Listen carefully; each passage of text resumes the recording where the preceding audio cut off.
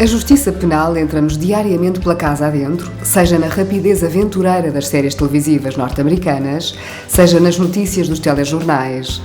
Muitas vezes também, quer os argumentos da televisão, quer a linguagem jornalística, acabam por transformar em espetáculo aquilo que, na realidade, é feito do cumprimento de regras estritas e de vários silêncios. Um crime presume um criminoso e uma vítima, mesmo que um nunca seja encontrado e a outra possamos ser todos nós. Os processos de crime representam menos de 15% dos processos pendentes em Portugal, mas são, para todos os efeitos, não só a imagem paradigmática da realização plena da justiça, mas também das suas insuficiências. Absolver ou condenar pela prática de um crime é o culminar de um processo previsto na lei em que diversas entidades cumprem um papel específico. O processo penal em Portugal é um processo que respeita vários princípios, muitos deles nascidos do iluminismo do século XVIII. Um dos nomes a que a história do direito penal presta homenagem é o do Marquês de Beccaria, Cesare Bonensana, que em 1764 escreveu a obra Dos Delitos e das Penas. Esta obra tornou-se um sucesso editorial nas décadas seguintes e influenciou quer a literatura jurídica, quer os novos sistemas punitivos e os códigos penais que um pouco por toda a Europa se começavam a adotar.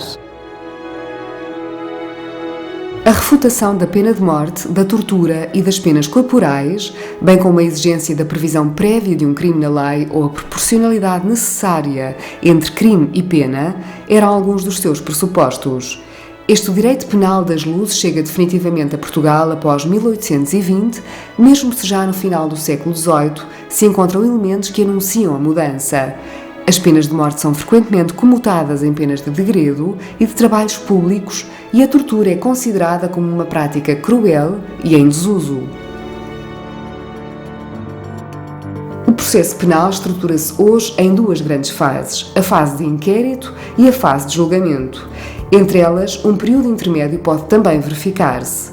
É a designada fase de instrução, onde serão reapreciados os indícios recolhidos durante a investigação, podendo seguir-se o julgamento ou dar-se por findo o processo.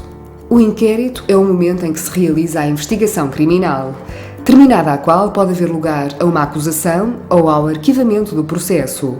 Nesta fase intervêm principalmente o Ministério Público e as polícias com competência para a investigação criminal. No caso da criminalidade mais grave, a competência para a investigação é exclusiva da Polícia Judiciária, no contexto de um inquérito dirigido por um procurador do Ministério Público, a quem cabe coordenar a investigação e, quando esta estiver concluída, promover a acusação ou o arquivamento do inquérito. Certas diligências de investigação carecem ainda de uma autorização prévia de um juiz de instrução. É o caso da realização de escutas ou de buscas que necessitam de um mandado judicial. O suspeito da prática de um crime, nesta fase designado como arguido, também pode ser sujeito a medidas que limitam desde logo a sua liberdade e que visam impedir a destruição de provas, a continuação da atividade criminosa ou a fuga. A mais grave destas medidas é a aplicação da prisão preventiva. Em Portugal, cerca de 20% dos presos são presos preventivos, que aguardam uma decisão final de um processo crime. O processo penal baseia-se num princípio de diferenciação de funções. Quem investiga não acusa, quem acusa não julga.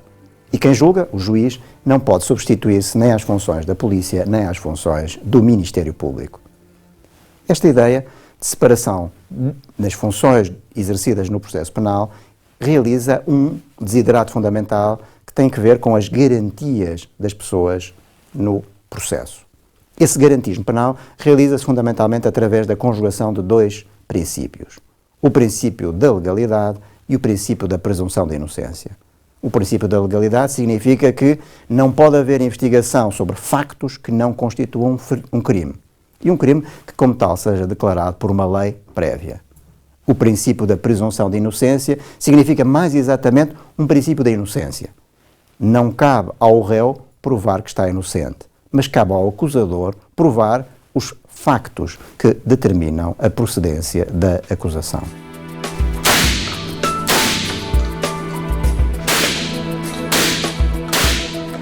Grande parte do sucesso de uma acusação provém da qualidade da investigação criminal desenvolvida pela polícia, de modo a obter provas legalmente admissíveis e inquestionáveis. A evolução da tecnologia veio no último século revolucionar a investigação criminal e esta é hoje indispensável, colocada ao serviço da verdade e não necessariamente de uma condenação.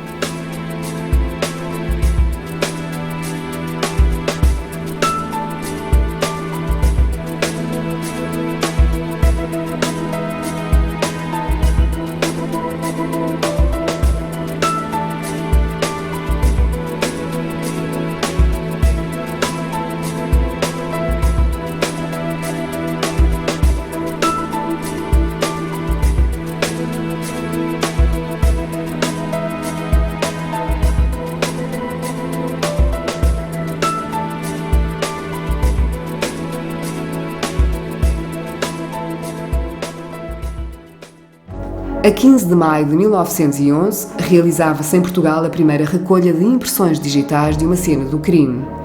Um furto numa orivesaria em Cascais, junto ao farol da Guia, dava a oportunidade de testar essa nova técnica, então ainda no domínio da medicina legal. Uma impressão foi recolhida numa caneca encontrada no local e permitiu condenar o criminoso em questão, entretanto detido. 7 anos antes, em 1904, tinha sido realizada a primeira recolha de impressões digitais de um cadáver, o que permitiu a sua identificação. As impressões digitais confirmaram tratar-se de um antigo recluso da prisão do Limoeiro, em Lisboa, onde ao tempo eram já recolhidas as impressões no registro de entrada na prisão. Hoje em dia, é à Polícia Judiciária e ao seu Laboratório de Polícia Científica que cabe a recolha e a análise dos elementos de prova na criminalidade mais grave. O Laboratório de Polícia Científica da Polícia Judiciária desenvolve uma atividade de ciência forense que constitui, ao fim e ao cabo, um apoio à investigação criminal e à administração da justiça. Desenvolve essa atividade desde 1960, inspirado nas congêneres alemãs, ao tempo, que já eram pertenças do BKA, portanto, inspirado numa perspectiva de rigor e de cientificidade. A atividade do Laboratório de Polícia Científica é, como digo, uma atividade de apoio à investigação criminal e que se traduz na prestação de informação e de conclusões assentes em critérios técnico-científicos em diferentes domínios, em diferentes especialidades, organizadas em 3 grandes áreas de atividade: a biotoxicologia, a físico-documental e a criminalística. Hoje em dia não se pode dizer que o laboratório se restringe a uma atividade entre as 4 paredes, bem pelo contrário, tem estruturas que vão colher ao local, segundo os padrões técnicos mais evoluídos do mundo ocidental, os diferentes vestígios, na medida em que cada vez se sabe mais a partir de coisas mais pequenas, mas sempre num contexto e numa perspectiva processual, ou seja, sempre sujeito a regras processuais, sempre sujeito a critérios de legalidade, sempre sujeito a critérios de validade de procedimentos. Por outro lado, no plano técnico-científico, mantém no âmbito da rede europeia de laboratórios de ciências forenses de que faz parte e de que de resto é membro fundador da ENFSI, mantém um permanente desenvolvimento de testes de proficiência, de controlos de qualidade, de mecanismos de acreditação, para que tudo aquilo que saia validado e concluído do Laboratório de Polícia Científica possa ser aceito com o valor pericial e enquadrável num processo em regra, processo penal, mas também em processos de outra ordem jurídica, como os processos cíveis e os processos de trabalho, consoante as solicitações. Tem o laboratório ao seu dispor cerca de 230 especialistas e peritos de várias categorias, a maior parte deles na sede em Lisboa, mas também nas delegações do Porto, na delegação de Coimbra e na delegação de Faro, assim como nos gabinetes que têm em todas as estruturas de Polícia Judiciária, no que diz respeito à recolha de vestígios no local do crime, ou seja, nos diferentes departamentos de investigação criminal da Polícia Judiciária espalhados pelo país, no continente e ilhas. A dimensão da sua atividade é uma dimensão que tem sido crescente, uma dimensão que subiu de 21 mil exames realizados em 2008 para cerca de 40 mil exames que se esperam realizar até ao final de 2010, portanto tem tido um aumento substancial e o grande objetivo é, a par de continuar a procurar fazer bem, ou seja, a par de continuar a manter os níveis de eficiência e de reconhecimento interno e externo da sua qualidade, conseguir cada vez mais responder em tempo útil, ainda que num tempo útil real e não num tempo útil de ficção. Isto é, num tempo útil ao apoio à investigação criminal e à administração da justiça, mas num tempo que, apesar de se pretender breve, não deixa de ter a sua morosidade necessária e a morosidade própria da realização das coisas rapidamente, mas não de forma precipitada, da realização das coisas com critério, com princípios e com observação de regras.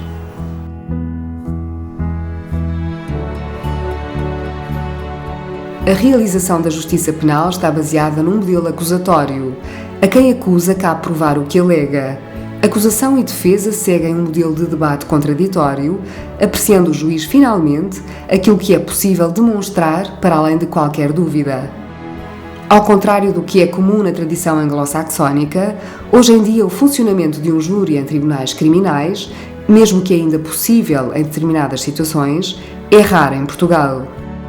No entanto, até ao início do século XX, por via de uma importação inglesa, trazida com o nascimento do regime liberal, a figura do júri estava generalizada entre nós nos julgamentos criminais. Cidadãos escolhidos aleatoriamente, através do recenseamento eleitoral, participavam assim diretamente na realização da justiça penal. A grande maioria dos crimes em Portugal é classificada como crime público, o que significa que a sua investigação não depende de queixa da vítima e a acusação cabe ao Ministério Público. Noutros crimes considerados semipúblicos ou particulares, é ao ofendido que cabe a iniciativa de procurar a reparação por via judicial. Aqui deve obrigatoriamente constituir um advogado que se encarregará da acusação e de demonstrar os danos sofridos e a intenção criminosa do acusado. Na investigação e julgamento de um crime público, os crimes mais graves, é ao Ministério Público que cabe defender os interesses da vítima do crime e os interesses da comunidade, mesmo que a vítima ou os seus familiares se possam constituir como assistentes no processo e nomear um advogado.